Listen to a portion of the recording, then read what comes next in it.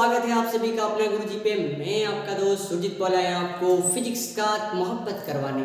If you want to learn physics in a simple way then बने रहिए मेरे साथ अपना गुरुजी पे। तो दोस्तों आज के वीडियो में हम लोग बात करेंगे किरचॉफ्स लॉ के बारे में, जो कि है करंट इलेक्ट्रिसिटी चैप्टर का बहुत ही इंपॉर्टेंट और बहुत ही मजेदार और बहुत ही इजी है। समझ जाओगे तो और इजी लगेगा।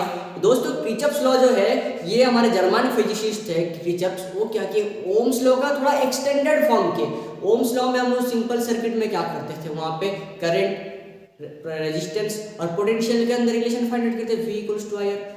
तो वहां से क्या किए, ये तो सिंपल सर्किट के लिए था।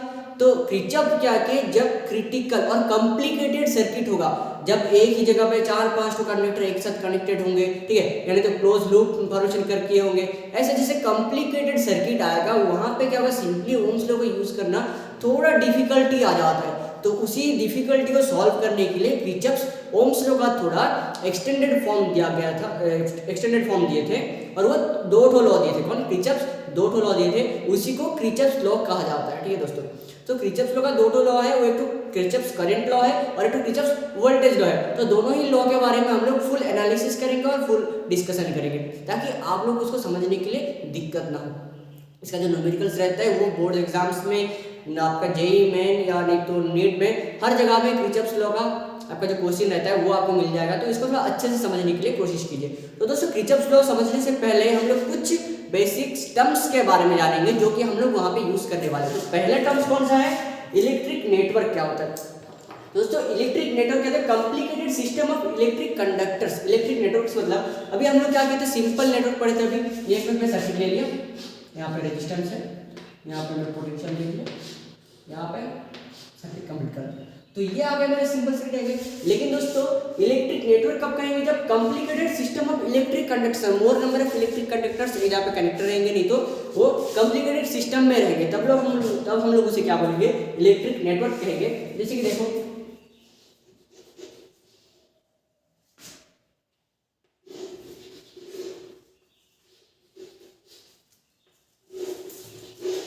यहाँ पे क्या है दोस्तों, मोर नंबर ऑफ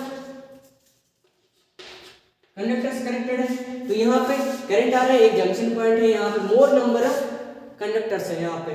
तो इलेक्ट्रिकल कंडक्टर्स है, complicated system of electric conductors. यहाँ पे थोड़ा कॉम्प्लिकेटेड नहीं, यहाँ से करंट आ रहा है, यहाँ से करंट आ रही है, यहाँ से निकल रहा है, यहाँ से निकल रहा है। तो अभी उसके साथ हम लोग वेरियस कर सकते हैं। अभी इस कंडक्टर के साथ मैं अगर यहाँ पे फिर से ज्वाइन कर दूंगा, फिर से पोटेंशियल दे, तो ऐसे जो सर्किट्स आएंगे इलेक्ट्रिक कंडक्टर्स का, इसे हम लोग बोलेंगे इलेक्ट्रिक नेटवर्क बोलेंगे। तो ये टर्म हम लोग यूज करने वाली है किरचॉफ्स लॉ में। किरचॉफ्स लॉ पहले ही मैं आपको बोला हूँ, किरचॉफ्स लॉ में क्या क्या गया, ओम्स लॉ का एक्सटेंडेड फॉर्म है, और ये कॉम्प्लिकेटेड इलेक्ट्रिक नेटवर्क्स के लिए यूज किया जाता है दोस्तों। तो वहां पे इलेक्ट्रिक नेटवर्क हमको जानना पड़ेगा कि नहीं, कॉम्प्लिकेटेड सिस्टम जहाँ पे मोर नंबर ऑफ इलेक्ट्रिक कंडक्टर्स रहेंगे, कॉम्प्लिकेटेड होकर रहेंगे, वहां पे हम लोग यूज करेंगे टर्म इलेक्ट्रिक नेटवर्क। उसके बाद आता है जंक्शन। जंक्शन क्या होता है, at any point in electric circuit where two or more conductors are joined together is a junction. तो क्या होगा, मोर नंबर एक से ज्यादा, एक दो उससे ज्यादा इलेक्ट्रिक कंडक्टर्स अगर एक पॉइंट में मिलते हैं तो उसे हम लोग जंक्शन पॉइंट बोलेंगे। दोस्तों यहाँ पे कंडक्टर है, यहाँ पे कंडक्टर आ रहा है, यहाँ पे कंडक्टर, यहाँ पे कंडक्टर, तो यहाँ पे वो एक ही पॉइंट में मिलेंगे। तो दोस्तों इस पॉइंट को हम लोग बोल सकते हैं जंक्शन बोल सकते हैं। ये सब हम लोग यूज करने वाले हैं किरचॉफ्स लॉ में, सारे टर्म्स को यूज करेंगे। तो दोस्तों ये जो एक पॉइंट में मोर नंबर ऑफ कंडक्टर्स मिल रहे हैं, इसी पॉइंट को हम लोग बोलेंगे जंक्शन पॉइंट। उसके बाद हम लोग और एक टर्म्स कौन सा है, लूप और मेश। तो लूप और मेश, ये लूप तो आप लोग सुने होंगे, लूप आप लोग मैग्नेटिक इफेक्ट ऑफ करंट पढ़े थे, वहां पे सर्कुलर लूप ऐसे ही सब यूज किए थे। तो लूप मतलब आपको क्लोज सर्कुलर पाथ आपको समझ में आ गया होगा। तो वही चीज है, any closed conducting path in an electric network is called loop. तो जब इलेक्ट्रिक नेटवर्क में एक क्लोज पाथ फॉर्मेशन होगा, दोस्तों यहाँ पे देखो, ये में A B C D E F दे दिया। तो इस नेटवर्क में आप अगर देखोगे यहाँ पे एक क्लोज पाथ कनेक्ट हो रहा है, क्लोज पाथ, तो ये एक लूप बोल सकते हो। ये वाला एक क्लोज पाथ हो रहा है, इसे एक लूप बोल सकते हो। पूरा को लोगे, यहाँ पे एक क्लोज पाथ फॉर्मेशन हो रहा है, तो इसे एक लूप बोल सकते हो। तो हम लोग लूप किसे बोलेंगे, any closed conducting path. Conducting path में क्या होगा, क्लोज होगा। दोस्तों यहाँ पे इसको लूप नहीं बोल सकते क्योंकि यहाँ पे क्लोज नहीं है। तो लूप और मेश किसे बोल सकते हो तुम दोस्तों, जहाँ पे क्लोज कंडक्टिंग पाथ रहेगा उसे हम लोग बोलेंगे लूप और मेश। उसके बाद और एक हमारा दोस्तों ब्रांच किसे बोलेंगे? Part of a network that lies between two junction. दो जंक्शन के बीच में जो एक पार्ट इलेक्ट्रिक सर्किट है, ठीक है, कॉम्प्लिकेटेड इलेक्ट्रिक सर्किट, दो जंक्शन के बीच में जितना पार्ट बचेगा उसे हम लोग एक ब्रांच बोल सकते हैं। अभी देखो जैसे कि साइंस का बहुत सारे ब्रांच, जैसे कि साइंस बहुत बड़ा एक तो साइंस, उसके अंदर साइंस के अंदर ब्रांचेस आता है, जैसे फिजिक्स आता है, केमिस्ट्री आता है, बायोलॉजी आता है, ऐसे अलग अलग ब्रांच आता है कि नहीं, तो एक एक पार्ट। उसी तरह यहाँ पे भी ब्रांच का मतलब आ जाएगा, किर्चॉफ लॉ में हम लोग यूज करेंगे। इलेक्ट्रिक सर्किट है, दो जंक्शन के बीच में जितना पार्ट बचेगा, ये तो जंक्शन है, ये भी जंक्शन है, इस बीच का जो पार्ट है ये वाला, इसे हम लोग ब्रांच बोल सकते हैं, इसे हम लोग ब्रांच बोल सकते हैं, इसे ब्रांच बोल सकते हैं। तो दो जंक्शन के बीच वाले एरिया को हम लोग क्या बोलेंगे? ब्रांच बोलेंगे। तो ये चार चीजें क्या है, बेसिक टर्म्स हम लोग यूज करेंगे किर्चॉफ लॉ में। थोड़ा न्यू है, ये आप लोग पहले से पता होगा, लेकिन नहीं पता है तो थोड़ा याद रखिए, क्योंकि इसको हम टर्म्स को यूज करने वाले हैं। तो फाइनली अब हम आते हैं किर्चॉफ लॉ की तरफ। तो दोस्तों हम लोग अभी डिस्कशन करेंगे किर्चॉफ फर्स्ट लॉ के बारे में। तो किर्चॉफ ने हमको पता है दो लॉ दिए थे, एक तो किर्चॉफ करंट लॉ और एक तो किर्चॉफ वोल्टेज लॉ। तो फर्स्ट लॉ है किर्चॉफ करंट लॉ, तो उसके बारे में हम लोग डिस्कशन करेंगे। तो किर्चॉफ फर्स्ट लॉ में क्या बोले? In an electric circuit the algebraic sum of current at any junction is zero. तो यहाँ पे अलजेब्रिक सम जंक्शन और एक तो जीरो, ये चीज यहाँ पे दोस्तों अलजेब्रिक सम और एक है एट एनी जंक्शन। कोई भी जंक्शन में उसका अलजेब्रिक सम करोगे करंट का तो तुमको जीरो मिलेगा। तो हम लोग इसको एग्जांपल लेके समझेंगे। ये तो जंक्शन पर ले लेते हैं,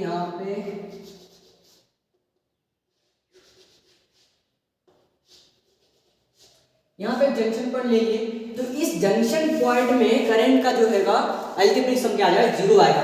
तो दोस्तों मान लो यहाँ पे I1 ऑफ करंट फ्लो रहा है, यहाँ पे I2 ऑफ करंट फ्लो रहा है इधर, और यहाँ से निकल रहा है I3 ऑफ करंट, और यहाँ से निकल रहा है I4 ऑफ करंट।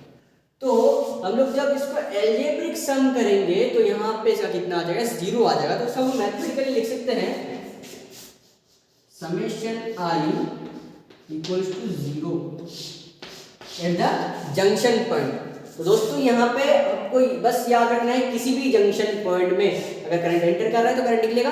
तो वहाँ पे जंक्शन पॉइंट में आपका करंट का ज़्यादा, मतलब यहाँ पे चार थ्रो ले लिए कंडक्टर्स, तो I1 I2 I3 I4 जो करंट यहाँ फ्लो रहा है, तो जंक्शन पॉइंट में सब कितना होगा?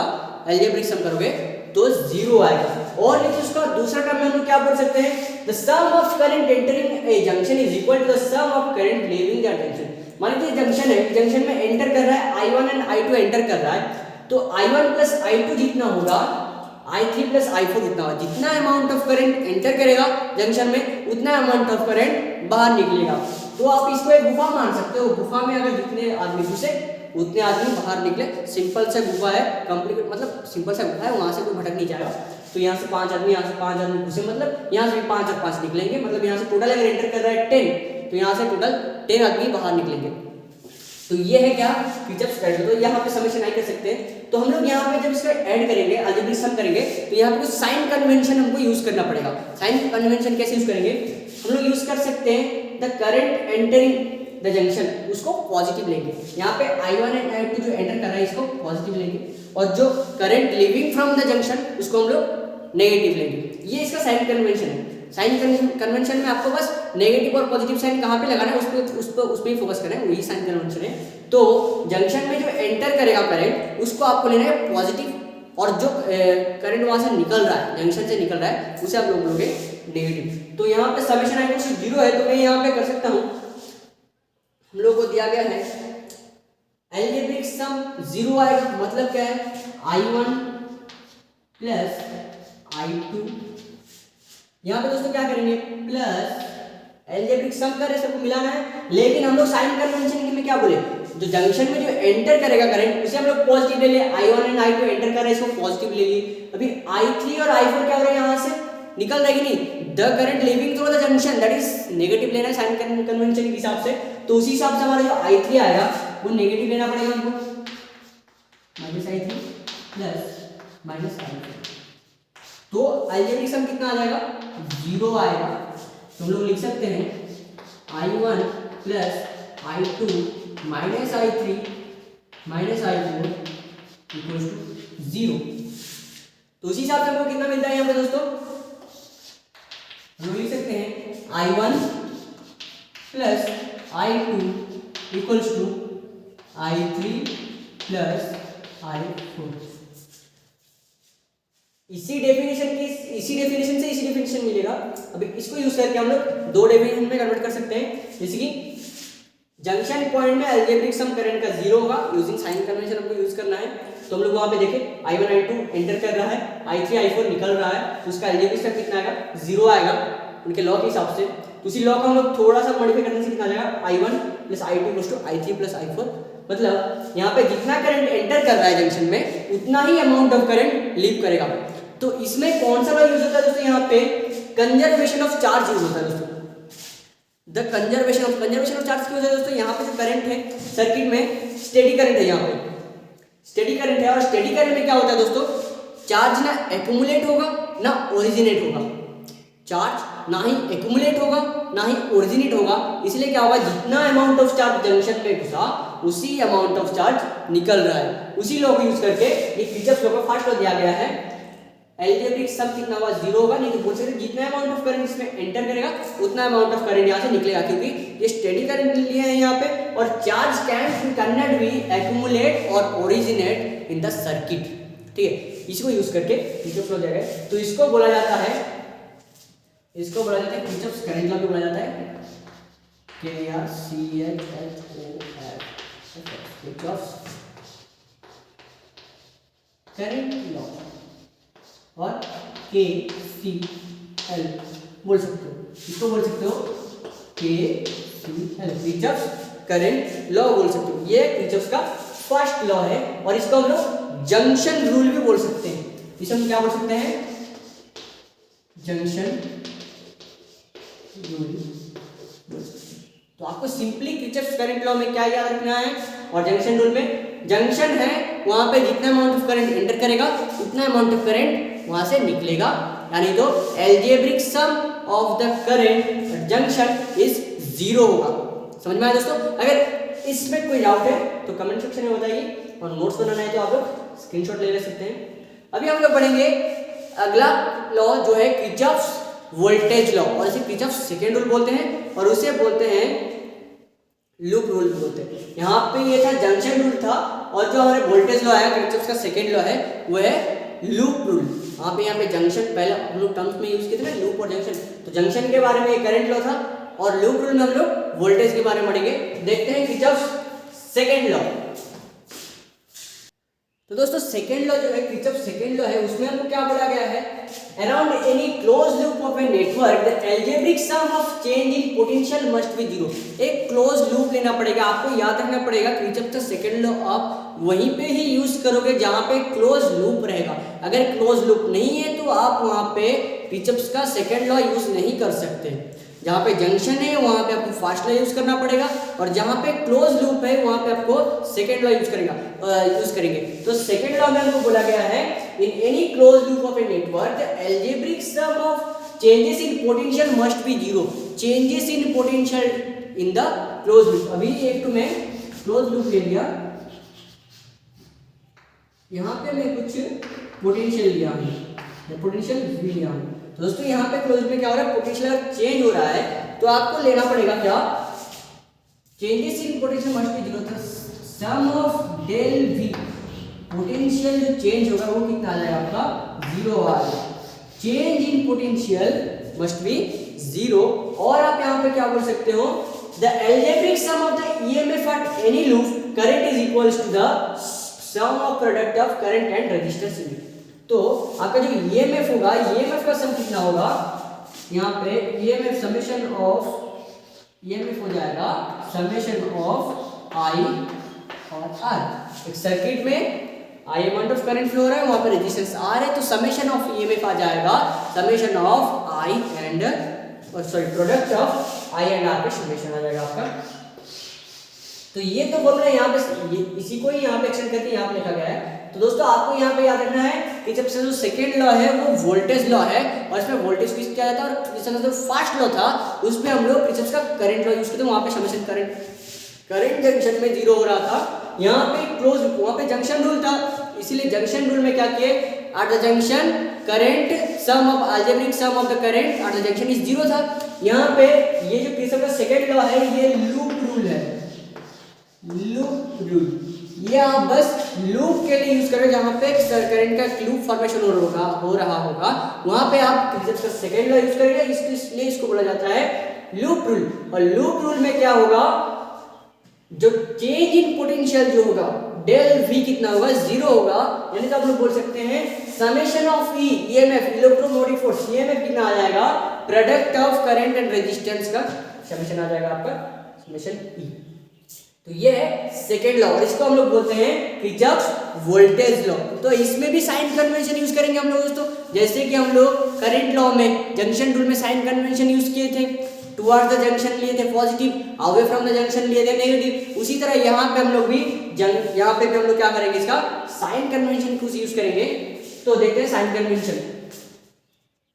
तो साइन कन्वेंशन में हम लोग क्या करेंगे दोस्तों, हमको देखना है ईएमएफ का पॉजिटिव लेना है कब उसको नेगेटिव लेना है। तो हम लोग क्या करेंगे, हम लोग कोई भी डायरेक्शन ले सकते हैं, clockwise and anti clockwise direction ले सकते हैं, एट एनी डायरेक्शन। अभी ये तो मैं ले लिया,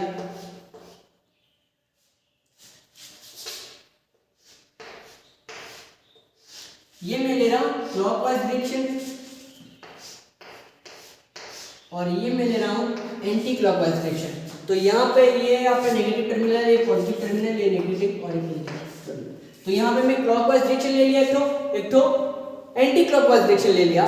तो हम लोग ले सकते हैं क्लॉकवाइज डायरेक्शन में v इक्वल्स टू पॉजिटिव लेंगे, अगर पोटेंशियल ईएमएफ को हम लोग का पॉजिटिव लेंगे जब क्लॉकवाइज डायरेक्शन रहेगा दोस्तों। यहाँ पे आप लोग क्लॉकवाइज एंटी क्लॉक, वहां पे जैसे कि अवे टुवर्ड द जंक्शन लिए थे positive, away from the junction लिए थे नेगेटिव, उसी तरह यहाँ पे अगर ईएमएफ क्लॉकवाइज डायरेक्शन में हम लोग पोटेंशियल लेंगे तो वहां पे हम लोग ले सकते हैं v equals to positive potential ले सकते हैं, और यहाँ पे जब एंटी क्लॉकवाइज डायरेक्शन रहेगा तो पोटेंशियल हम लोग ले सकते हैं माइनस। तो ईएमएफ को हम लोग इस तरह साइन कन्वेंशन यूज करेंगे, जब क्लॉकवाइज डायरेक्शन में रहेगा तो उसका पॉजिटिव लेंगे और जब एंटी क्लॉकवाइज डायरेक्शन रहेगा तो उसका हम लोग नेगेटिव लेंगे। उसी तरह हम लोग क्या ले सकते हैं, हम लोग को यहाँ पे दो तो पढ़े थे, यहाँ एक तो पढ़े थे क्या, summation of del V equals to 0 और एक तो क्या summation E equals to summation of I R में। तो ये तो फॉर्मूला था हमारा और ये तो फॉर्मूला, तो ये समेशन ये ई का कौन सा पॉजिटिव और नेगेटिव डायरेक्शन लेना है। उसी तरह हमारा यहाँ पे जो प्रोडक्ट ऑफ आई आर है इसका भी हम लोग कहाँ पे नेगेटिव लेंगे कहाँ पे पॉजिटिव लेंगे, इसका भी साइन कन्वेंशन जानने का जरूरत है। तो देखेंगे जब क्या होगा, यहाँ में सर्किल ले लिया, यहाँ पे सर्किल ले लिया हूँ और यहाँ पे मैं करंट ले लिया आई, तो यहाँ पे ये पॉजिटिव टर्मिनल ले रहा हूँ मैं और नेगेटिव टर्मिनल ले रहा हूँ। तो यहाँ पे क्या करेंगे, अगर जो प्रोडक्ट ऑफ आई और आर है इसको हम लोग क्या करेंगे, the current resistance product taken as positive if the resistance is traverse in the same direction of assume current. जिस डायरेक्शन में एज्यूम करंट लिए हैं, जिस डायरेक्शन में एज्यूम करंट लिए हैं, मतलब इस डायरेक्शन में करंट एज्यूम किए हैं, तो उसी डायरेक्शन में अगर रेजिस्टेंस रहता है तो हम लोग क्या करेंगे, उसको प्रोडक्ट ऑफ आई आर को हम लोग पॉजिटिव लेंगे, v equals to positive I R लेंगे यहाँ पे, और जिस डायरेक्शन में एज्यूम करंट का ऑपोजिट डायरेक्शन में अगर रेजिस्टेंस को ट्रेवल्स किया गया होगा तो वहां पे हम लोग क्या लेंगे, v equals to minus I R लेंगे।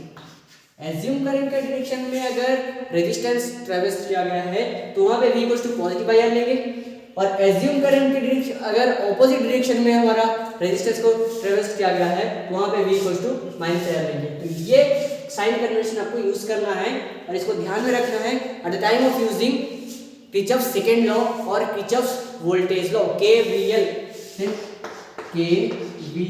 Kirchhoff voltage law. तो आपको इन चार साइन कन्वेंशन के ऊपर ध्यान रखना है, क्योंकि साइन कन्वेंशन के हिसाब से आपका न्यूमेरिकल जब करोगे तो आंसर के लिए साइन कन्वेंशन को डिपेंड करता है। आप अगर इसको ऑपोजिट ले लिए होंगे, गलत ले लिए साइन कन्वेंशन, तो आपका पूरा आंसर गलत हो जाएगा, ऑपोजिट आ जाएगा। तो दोस्तों इसको थोड़ा हम लोग थोड़ा एनालिसिस करके देखते हैं कब इसको यूज करना है। तो दोस्तों यहाँ पे हम लोग तो कॉम्प्लिकेटेड सर्किट लिए हैं जहाँ पे दो पोटेंशियल दो ईएमएफ दिया गया है, E1 एंड E2 दिया गया है, और यहाँ पर रेजिस्टेंस इंटू लिया गया है R1, R2 एंड R3 लिया गया है, जो कि इस लाइन में आपका I1 amount of current flow रहा है और इसमें I2 amount of current flow रहा है। तो ये तो कॉम्प्लिकेटेड सर्किट है, यहाँ पे पोटेंशियल दिया गया है तो क्लोज लूप की फॉर्मेशन हो रहा है कि तो यहाँ पे हम लोग किरचॉफ का second law voltage law use करेंगे। तो यहाँ पे हम लोग अगर क्लॉकवाइज डायरेक्शन में लेंगे, clockwise direction traversing clockwise direction में लेंगे, किसमें अगर A B C F A हम लोग अगर इस लूप को ले रहे हैं, इस लूप को ले रहे हैं, बस एक ही तो A B C F loop को ले रहे हैं क्लॉकवाइज डायरेक्शन में, तो यहाँ पे जो algebraic sum of the product of current and resistance जो आया, एल्जेब्रिक यहाँ पे इसमें क्या हो जाएगा, एल्जेब्रिक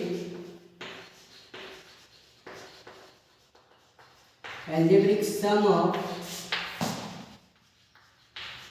करंट एंड रेजिस्टेंस वो आ जाएगा दोस्तों। यहाँ पे क्लॉकवाइज ले लेंगे तो हम लोग पॉजिटिव लेंगे, तो यहाँ पे आ जाएगा आपका I1 R1 आ जाएगा, I1 R1 लेंगे इस तरफ से क्लॉकवाइज डायरेक्शन में, और ये देखो जिस डायरेक्शन में एज्यूम करंट है उसका ऑपोजिट डायरेक्शन है कि नहीं, तो इसको लेंगे हम लोग नेगेटिव, तो आ जाएगा एलईडी सम कितना है plus minus of I2 R2 है ना दोस्तों।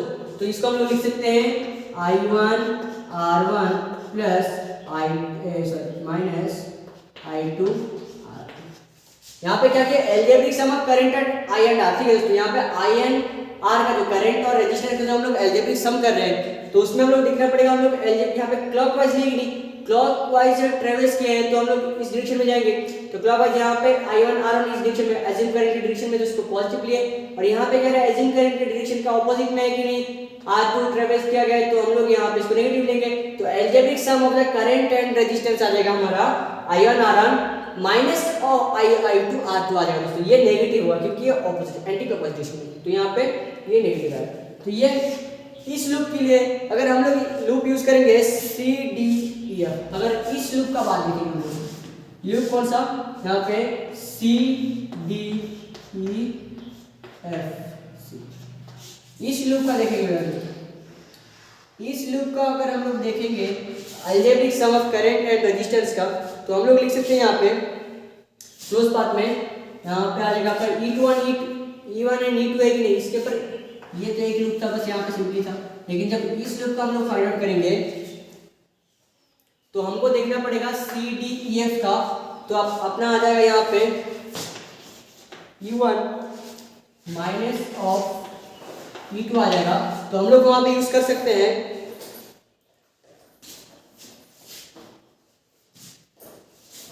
I1 R1 minus I2 R2, हम लोग इसी के भी यूज कर रहे हैं दोस्तों।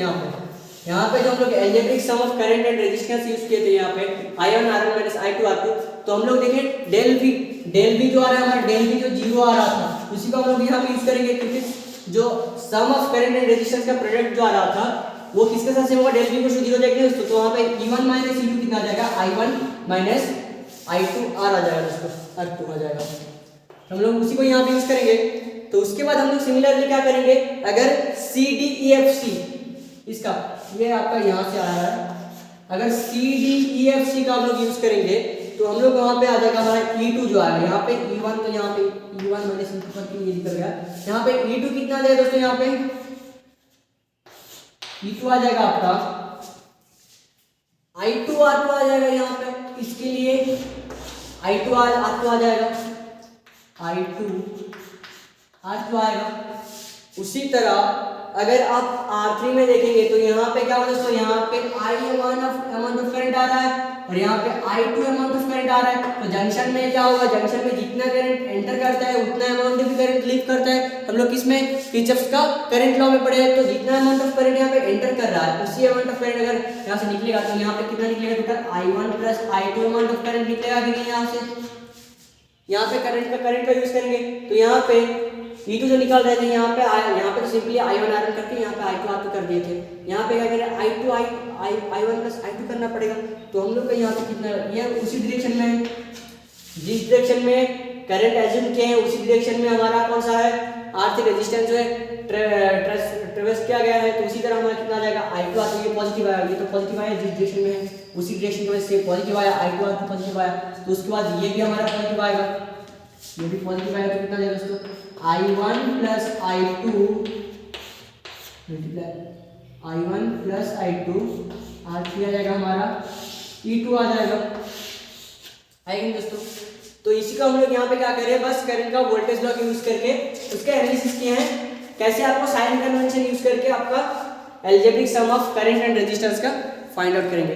तो किरचॉफ सेकंड लॉ को हम लोग लूप रूल बोल सकते हैं, यानी इसको बोला जाता है KVL current Kirchhoff voltage law बोला जाता है। और ये लॉ किसके ऊपर बेस्ड है, जो किरचॉफ का सेकंड लॉ है किरचॉफ वोल्टेज लॉ जो है वो किसके ऊपर बेस्ड है, वो जो कंजर्वेशन ऑफ एनर्जी के ऊपर बेस्ड है। आज द इलेक्ट्रोस्टैटिक फोर्स इसे कंजर्वेशन फोर्स, यहाँ पे क्या चार्जेस है कि नहीं दोस्तों, तो चार्जेस है मतलब इलेक्ट्रोस्टैटिक फोर्स ही है, तो इलेक्ट्रोस्टैटिक फोर्स ही तो कंजर्वेशन फोर्स है, तो वही फोर्स यहाँ पे काम कर रहा है। तो यहाँ पे जो काम कर रहा है ये लॉ जो है वो कंजर्वेशन एनर्जी के ऊपर बेस्ड है। और हम लोग को यहाँ पे क्या ध्यान रखना है, एक जो क्लोज लूप में क्या होता है दोस्तों, वर्क डन जीरो होता है नहीं दोस्तों, तो work done at any close loop zero होता है, इसीलिए क्या किया गया है del v equals to zero, मतलब ये जो क्लोज लूप में क्या होता है वर्क डन जो होता है जीरो होता है, इसीलिए del v equals to zero. इससे वर्क डन जीरो होता है, किसमें क्लोज लूप में वर्क डन जीरो होता है, उसी को बेस करके किरचॉफ का वोल्टेज लॉ दिया गया है। और नहीं तो यहाँ पे आप बोल सकते हो conservation of energy and close loop में वोल्टेज वर्क डन जीरो, उसी को बेस करके आपका किरचॉफ वोल्टेज लॉ दिया गया है। तो किरचॉफ का दो law, Kirchhoff current law and Kirchhoff voltage law दोस्तों, इसको थोड़ा अच्छे से क्लियर कर लीजिए दोस्तों। अगर इसी टॉपिक में आपका कोई भी डाउट है तो कमेंट सेक्शन में जरूर बताइए, और इसका न्यूमेरिकल्स प्रैक्टिस कीजिए, क्योंकि एंट्रेंस में बोर्ड्स में इसका ये लॉ इसका आपका डेफिनेशन कभी कभार पूछता है 1-2 मार्क्स में, लेकिन ज़्यादातर इसका न्यूमेरिकल्स आते हैं, तो इस पर थोड़ा ज़्यादा फोकस कीजिए दोस्तों। तो ये दो लॉ बहुत ही इंपॉर्टेंट है, बहुत ही मजेदार था, छोटा टॉपिक था। अगर इसके रिलेटेड आपका कोई भी डाउट है तो कमेंट सेक्शन में जरूर बताइए। फिर मिलेंगे अगले वीडियो पे, और तो आज के लिए इतने दोस्तों, जय हिंद दोस्तों।